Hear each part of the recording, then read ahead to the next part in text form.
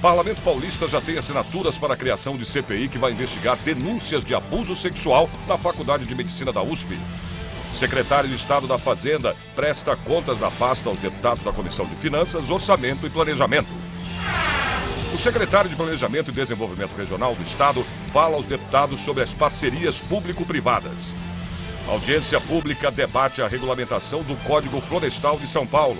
Agora, no Jornal da Assembleia.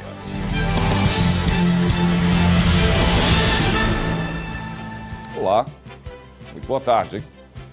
Denúncias de abuso sexual contra mulheres na Faculdade de Medicina da USP podem ser investigadas por uma CPI. A Assembleia já tem as assinaturas suficientes para a criação da comissão, que ainda não tem prazo para ser instalada. Denúncias recentes de casos de estupro ocorridos em uma das faculdades mais tradicionais do país, a USP, expuseram uma realidade que poucos sabiam até então. Eu fui na delegacia fazer a denúncia no dia seguinte, fiz a denúncia e foi aberto o inquérito policial.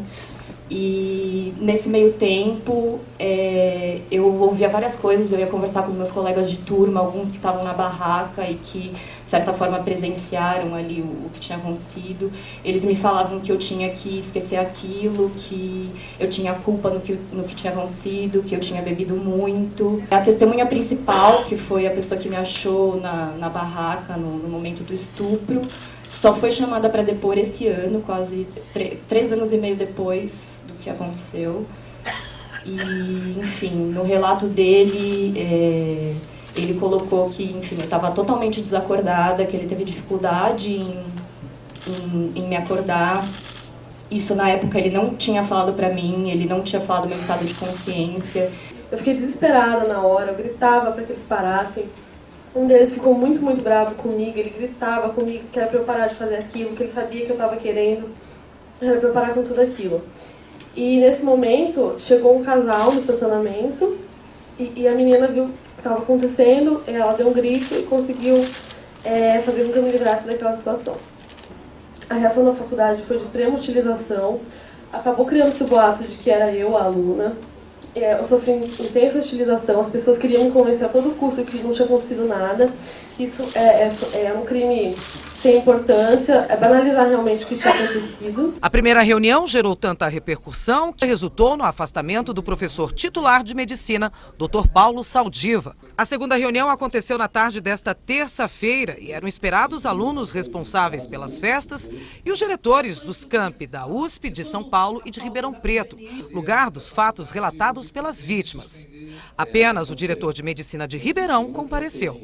Eu procurei mostrar todos os fatos, como eles aconteceram, o que foi feito e de uma maneira bastante clara, sem deixar nada sem responder, o que eu não podia fazer, o que eu não posso me comprometer, eu não fiz, né? Mas eu acho que não deixei nada sem resposta, sem uma explicação. Numa tentativa de ajudar a diminuir os casos de estupros na faculdade, as festas não deverão mais acontecer dentro do campus. Mas não é só. Eu acho que tem que ser colocado como crime, porque se você fizer apenas sindicância interna, sabe, aquela coisa interna acaba ali, fica por isso mesmo e ninguém resolve nada. O país está um pouco cansado disso aí, de impunidade. O pedido de uma CPI, uma comissão parlamentar de inquérito, teve antes da reunião 39 assinaturas a favor, mais do que o necessário, que são 32. O problema é que, pela cronologia, ela só deve acontecer em 2016. Isso tudo tem que ser esclarecido. Por isso é que precisa haver uma CPI, para que o diretor da Faculdade de Medicina da USP não vá para a televisão, em rede nacional, e nos chame de mentiroso. E não compareça, usa essa resposta que ele está dando através da imprensa para se esconder e para impedir que os alunos que sejam acusados dessas barbaridades públicas apareçam. Vamos falar agora ao vivo com o repórter Mauro Friesma, que tem as informações sobre os trabalhos de hoje no plenário Juscelino Kubitschek. Mauro, boa tarde. Olá, Sérgio Everton, boa tarde a você. A sessão ordinária da Assembleia Legislativa começa logo mais às 2h30 da tarde. Como sempre, as 2 primeiras horas da sessão reservadas aos parlamentares para os pronunciamentos sobre os temas livres na tribuna. Às 4 horas da tarde acontece a reunião dos líderes das bancadas partidárias, ao Colégio de Líderes. E por que às 16 e não às 15, como de praxe? é que às 2 horas da tarde eu tenho aqui um ofício em mãos assinado pelo deputado Barros Munhoz, líder do governo, e o deputado convida os líderes das bancadas partidárias para uma reunião no Salão Nobre da Presidência para a discussão do projeto de lei complementar número 24 de 2014, que é o Código Estadual de Proteção contra Incêndio e Emergências. Essa matéria, na prática, ela dá poder de polícia aos bombeiros no caso de fiscalização de alvarás de funcionamento. Portanto, essa é a atividade dos líderes das bancadas partidárias às 2 horas da tarde. Sérgio. Agora, Mauro, o que vai ser apreciado hoje na pauta no plenário? Olha, Sérgio, ontem aconteceu aqui na Assembleia Legislativa uma audiência pública para tirar dúvidas em relação ao projeto de lei número 219 de 2014. É de autoria de diversos parlamentares, mas a matéria é encabeçada pelo deputado Barros Munhoz. Ela trata do Programa de Regularização Ambiental das Propriedades Rurais em São Paulo e, na prática, busca adaptar o Estado às regras do novo Código Florestal, que é uma lei federal. Essa é a expectativa de hoje para a apreciação de matérias aqui no plenário da Assembleia Legislativa. Agora, ontem, os parlamentares apreciaram o projeto de lei número 823 de 2014, é de autoria do governo, e essa matéria autoriza o Executivo a usar recursos do Estado para garantia em contratos de pagamentos de parceria público-privada na área da saúde. Foram fechados 2 acordos, um na semana passada, dando essa matéria por discutida a 1 hora e 15 minutos. E ontem surgiu um segundo acordo,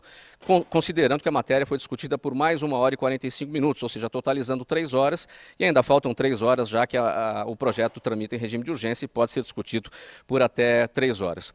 E nós vamos acompanhar todos esses trabalhos a partir do que vai ser decidido lá no Colégio de Líderes a partir das 4 horas. Sérgio. Ok, Mauro, obrigado. E a repórter Viviane Cesarino acompanhou a solenidade de formatura dos novos corretores de imóveis do Cresce, que aconteceu hoje de manhã no auditório Paulo Kobayashi. Viviane, boa tarde. Oi, Sérgio. Boa tarde para você, boa tarde a todos. Isso mesmo, cerca de 250 profissionais receberam agora pela manhã a carteirinha de licença do Cresce, que é o Conselho Regional dos Corretores de Imóveis. E a partir de agora já podem exercer legalmente a profissão.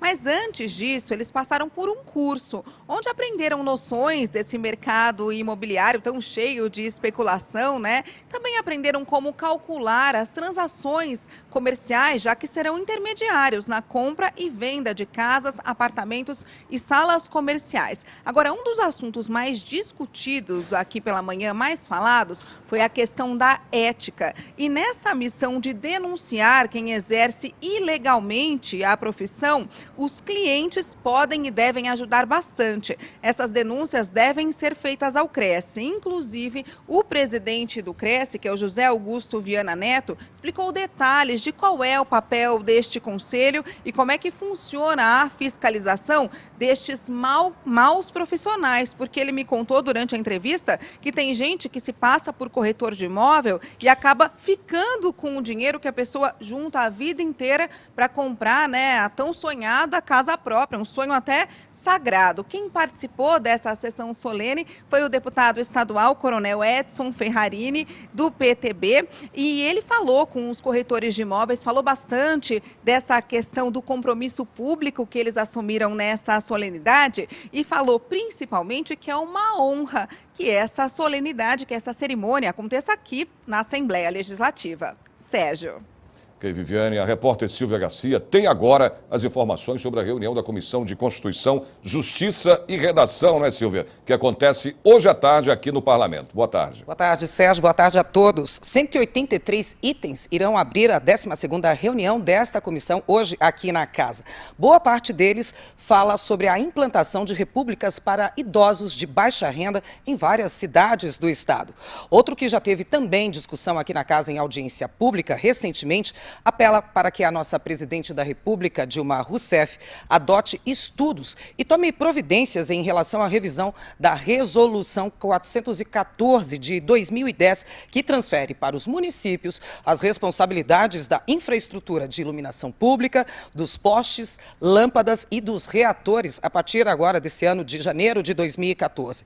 O problema é que essa discussão promete ser bastante acalorada, porque os municípios estão, como eles mesmos falaram, os prefeitos que vieram aqui na casa nessa audiência pública, estão quebrados. Eles não conseguem fechar a conta. E mais, se a discussão não terminar realmente em um acordo, eles prometem fazer um protesto, vão parar a Avenida Paulista. Tudo vai depender do que acontecer nessa reunião da Comissão de Constituição e Justiça de hoje. Essa comissão vai acontecer aqui no plenário Dom Pedro I e está marcada para começar às 2h30 da tarde. Vocês podem acompanhar ao vivo pela nossa TV web no site da Alesp. Volto com você, Sérgio. E Silvia, e a Assembleia Legislativa realizou uma audiência pública para debater a regulamentação do Código Florestal de São Paulo. A reportagem é do Jeremias Gomes. A audiência pública debateu o PL, Projeto de Lei 219 de 2014, de autoria de diversos deputados e subscrito pelo deputado Barros Munhoz, do PSDB. O PL regula o Código Florestal brasileiro. Na prática, como estes proprietários rurais vão proceder para cumprir a determinação legal de proteger a vegetação, as áreas de preservação permanente e de reserva legal. O deputado Itamar Borges, do PMDB, considerou o debate equilibrado, com a presença de representantes do Estado, ambientalistas e ruralistas. Saio dessa reunião convencido, como já assim sou proponente junto com outros colegas, da importância da imediata aprovação deste projeto de lei, para que possa dar essa segurança jurídica, esse regramento regulado, com clareza, para poder não só ter o desenvolvimento econômico, mas também a garantia da sustentabilidade, a recuperação de mais de 1.600.000 hectares no estado de São Paulo. O estado de São Paulo possui mais de 300.000 propriedades rurais, que devem ser cadastradas na Secretaria do Meio Ambiente até o dia 15 de maio de 2015. Depois, o proprietário deverá fazer a declaração ambiental, informando, por exemplo, as áreas de preservação. Os dados serão confrontados com as informações do governo. Para o deputado Beto Trícoli, do PV, a emenda aglutinativa, que reúne propostas de várias emendas em uma só, foi um ponto positivo do debate. Muita coisa foi já incorporada para melhorar. E acho que é possível ainda, né, fazer mais avanços, né? Do que foi comprometido aqui na audiência pública, eu acho que eu gostaria de relevar, destacar, é que vai ser construída a tal emenda aglutinativa que vai ser apresentada em plenário, com o máximo de diálogo e entendimento entre as bancadas e os deputados. Para o deputado Barros Munhoz, do PSDB, a aprovação do projeto de lei que regula o Código Florestal trará segurança jurídica e deve colaborar com o desenvolvimento sustentável do Estado. A margem de acolhimento de novas propostas é muito pequena. Pode ser que um ponto ou outro do que foi discutido hoje ainda possa ser acolhido no projeto. Mas já estamos há 8 meses nessa discussão e, enfim, já foi bastante melhorado o projeto. Eu acho muito difícil que ele seja mais melhorado ainda. Então a hora agora realmente eu acho que é de começar a discutir e votar. Você vai ver depois do intervalo. O secretário de Estado da Fazenda presta contas da pasta aos deputados da Comissão de Finanças, Orçamento e Planejamento. E o secretário de Planejamento e Desenvolvimento Regional do Estado fala aos deputados sobre as parcerias público-privadas. Voltamos já.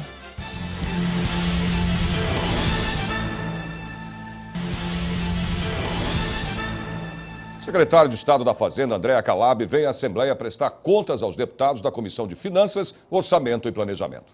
Cumprindo o que prevê a Constituição Estadual, Andréa Calab apresentou aos parlamentares o relatório de gestão fiscal do segundo quadrimestre deste ano. O secretário da Fazenda afirmou que São Paulo, até o final do ano, tem a situação controlada. O objetivo da apresentação é mostrar o cumprimento por parte do governo do Estado das metas da Lei de Responsabilidade Fiscal, absolutamente dentro, e a meta de superávit primário, que é o montante que a gente tem para pagar o custo da dívida, também vai ser obtido e respeitado. Então, uma apresentação relativa aos dados do Estado, bastante bons dentro da conjuntura, que é uma conjuntura de crescimento mais baixo do que gostaríamos e mais baixo do que esperamos. Agora, Andréa Calab afirmou que com a realidade econômica que não era esperada, os desafios fiscais mudaram. Os grandes desafios são, por um lado, reconhecer o valor da força de trabalho do Estado, dos funcionários, e promover aumentos e programas de carreira compatíveis com a melhoria da situação deles. No fundo, para melhorar o atendimento ao cidadão. A reunião presidida pelo deputado Roberto Engler, do PSDB, contou com a participação de vários parlamentares que disseram estar satisfeitos e tranquilos com o que foi apresentado, mas que é preciso alerta para os anos que virão. Tranquilizou a Assembleia, em especial a Comissão de Finanças, Orçamento e Planejamento, no sentido de que o Estado de São Paulo fecha bem o ano fiscal, cumprindo inclusive as metas de responsabilidade fiscal que foram traçadas na LDO, na Lei de Diretrizes Orçamentárias. Por outro lado, também é uma preocupação grande, porque nós vemos que as perspectivas para o ano que vem são bastante difíceis, já que o crescimento da receita, dado o não crescimento da economia, vai ser um complicador grande. Voltamos a falar com a repórter Silvia Garcia, que tem agora as informações sobre a reunião dos deputados da Comissão de Educação da Assembleia. Você, Silvia. Exatamente, Sérgio. Esta vai ser uma reunião aparentemente rápida. Serão avaliados apenas 23 itens. Um deles é de discussão rápida e conclusiva, que é quando já é aprovado na própria reunião, nem passa em plenário e já vai direto para o governador para sancionar ou não. Este é o que apela para que o reitor da Universidade de São Paulo reveja a decisão de entregar para a Secretaria de Saúde do Estado o Hospital Universitário da USP. O apelo é para que esse hospital continue dentro da Universidade de São Paulo. E um outro é um debate que os deputados vão fazer para convocar ou não o presidente do Conselho de Reitores das Universidades Estaduais Paulistas, a professora doutora Marilza Rude, para que pessoalmente ela esclareça a crise que acomete as três universidades, Unicamp, USP e Unesp, e, claro, falar também sobre a não concessão do aumento salarial dos funcionários. Bom, você pode acompanhar essa reunião ao vivo através do site da Alesp, www.al.sp.gov.br. Essa reunião está marcada para começar às 2h30 da tarde. Eu volto com você, Sérgio. Ok, Silvia, e hoje tem reunião da Comissão de Finanças. O repórter Mauro Friesman tem agora os detalhes ao vivo. Mauro, você.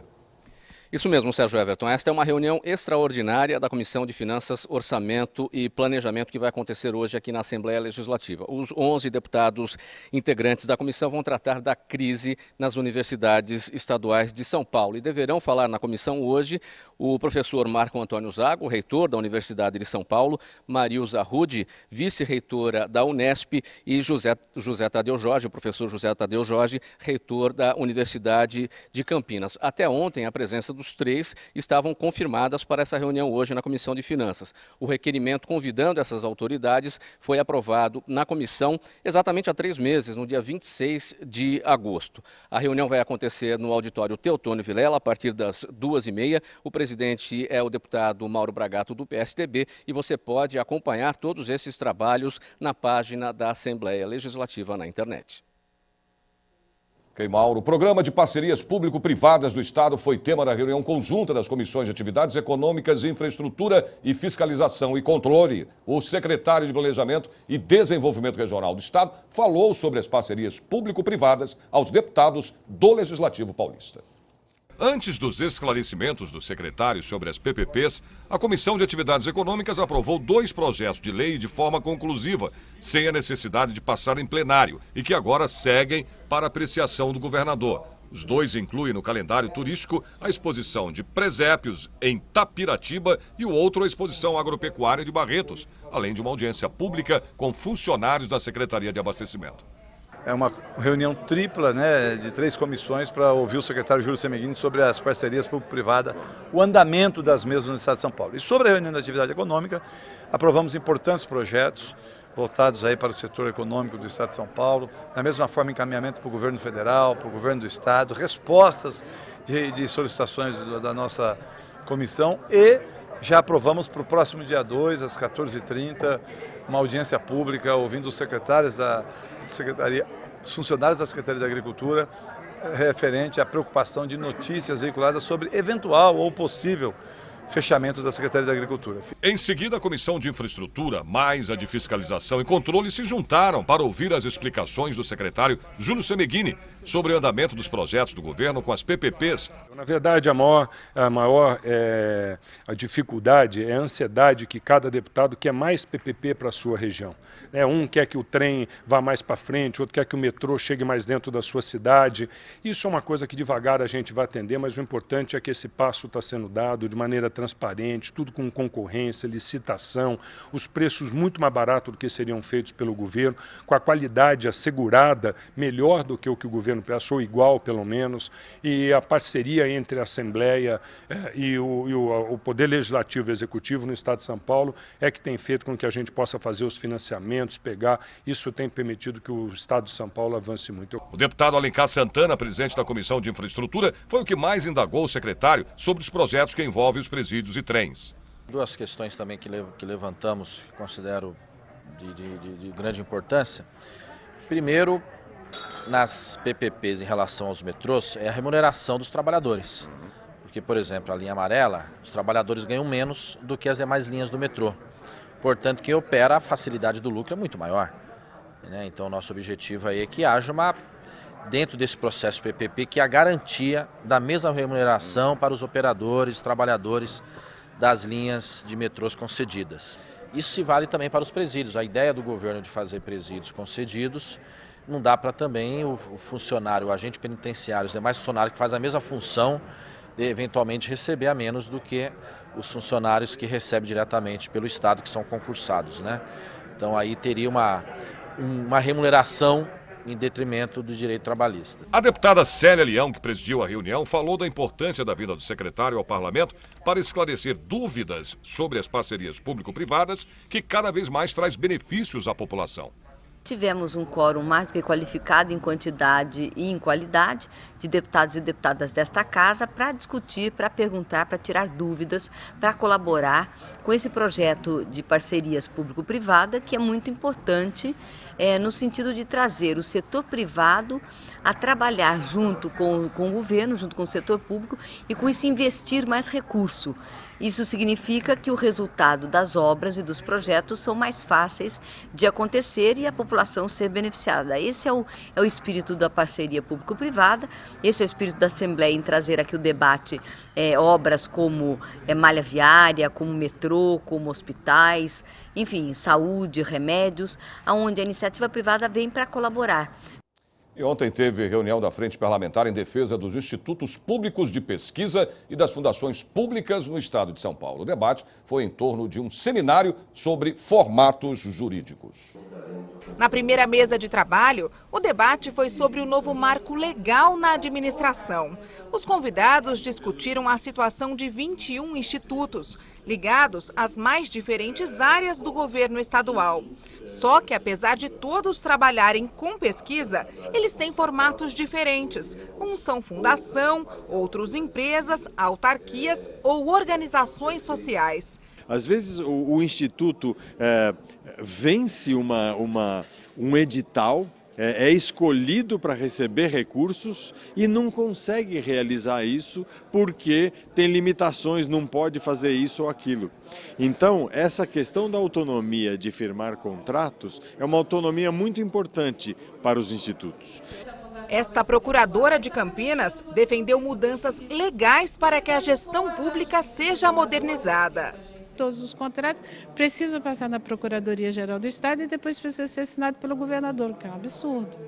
né? E se você tem um modelo jurídico, que você mesmo pode ter um jurídico que analisa os seus contratos, e daí você, que é o diretor executivo que for, pode assinar os contratos, olha já o tempo que você ganhou. A segunda mesa de trabalho mostrou exemplos e experiências de gestão.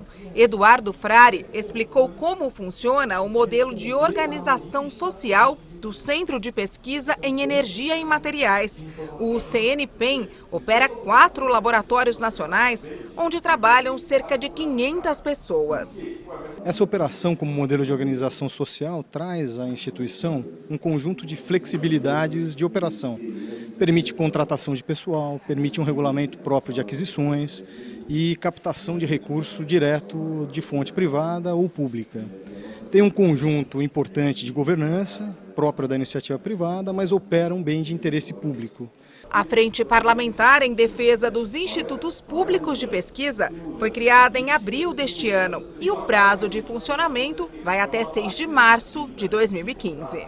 O nosso esforço aqui foi mesclar aquilo que é uma reivindicação que vem legitimamente dos trabalhadores, das condições de trabalho, recursos de investimento para incorporação de tecnologia, ganhos salariais que permitam a manutenção de um pessoal altamente especializado, com temas que são mais amplos e que dizem respeito também à sociedade e aos trabalhadores, que é a questão da produção de políticas e o papel do Estado na relação público-privado. É isso que nós estamos fazendo. Os próximos passos agora serão reunião com o Conselho que articula os institutos públicos de pesquisa, reunião com o Conselho de Ciência e Tecnologia, e nós pretendemos, ao final do trabalho da Frente Parlamentar, ter inclusive um diálogo com o governador do Estado. Você vai ver a seguir: Comissão de Transportes debate as desapropriações do metrô e investiga supostas irregularidades em obra da Rodovia dos Tamoios. Voltamos já já.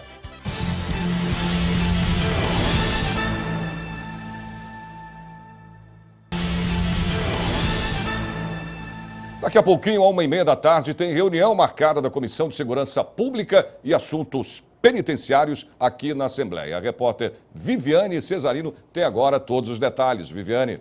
Sérgio, a pauta tem 52 itens e entre os projetos de lei tem um do deputado Cauê Macris, do PSDB, que determina como é que deve ser o trabalho dos policiais militares nos eventos esportivos, como os jogos de futebol. Tem um outro da deputada Heroilma Soares, do PTB, que determina como é que deve ser a segurança, quais devem ser os instrumentos, né, de segurança nas piscinas de todo o estado de São Paulo, nas piscinas públicas, coletivas e também nas piscinas privadas, nas piscinas particulares.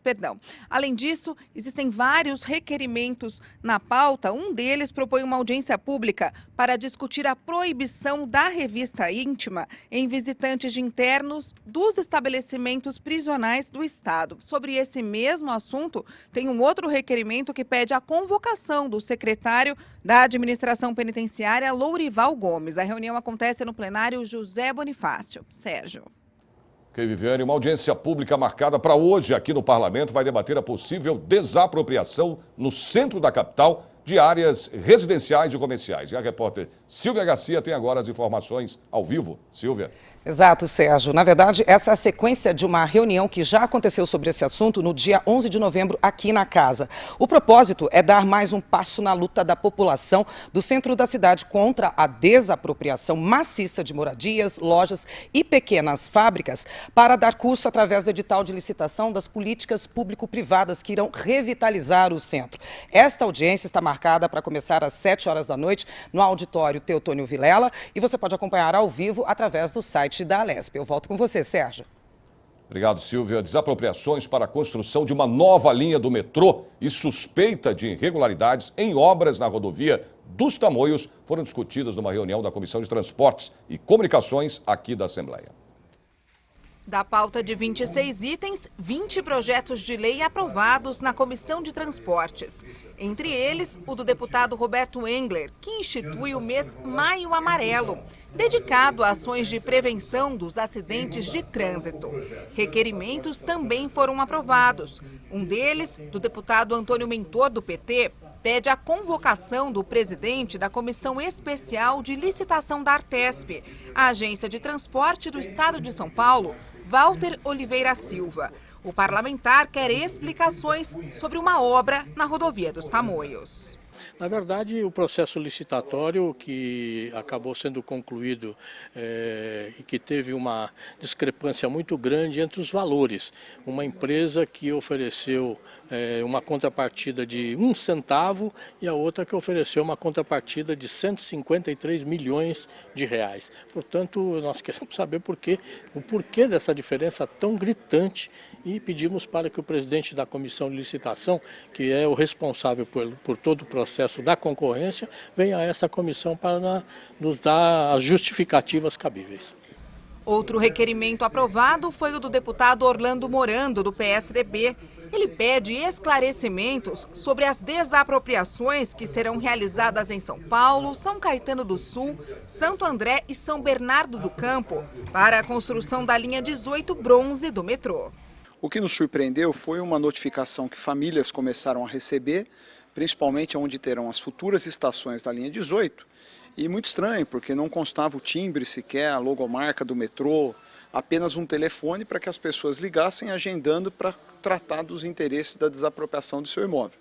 Então, eu considero fundamental receber aqui e também, se necessário for, responsabilizar o metrô, porque eu entendo que isso tem que ser conduzido com mais responsabilidade. As pessoas não podem ser surpreendidas sabendo que terão que deixar suas casas mediante a indenização, mas acima de tudo tem que ser dado um tratamento de maior explicação e profundo respeito. À medida que a Comissão de Constituição e Justiça vai aprovando, dando seus pareceres favoráveis, vem para a comissão e essa comissão tem sido muito ágil, muito rápida. É uma comissão que eu costumo dizer muito dinâmica. Hoje deu para você acompanhar aqui os embates, né? Eu quero destacar aqui 2 deputados, o deputado Orlando Morando, com a preocupação dele com relação ao consórcio da linha 18 bronze, que vai atender a sua região, com relação às desapropriações. O deputado Antônio Mentor, que entrou com um requerimento muito interessante, preocupação com a relação ao que foi pedido no edital e o que foi ofertado pela empresa vencedora, para que realmente não aconteça o que vem acontecendo em algumas obras. Quando a contrapartida é diminuta, a obra acaba não saindo totalmente. E isso causa um certo prejuízo. Por hoje é só. O Jornal da Assembleia desta quarta termina aqui. Parabéns à cidade de Tremembé, que faz aniversário hoje. E você pode rever as reportagens da edição de hoje do Jornal da Assembleia pela internet. É só acessar o site www.al.sp.gov.br e clicar em redes sociais. Uma boa tarde para você e até amanhã.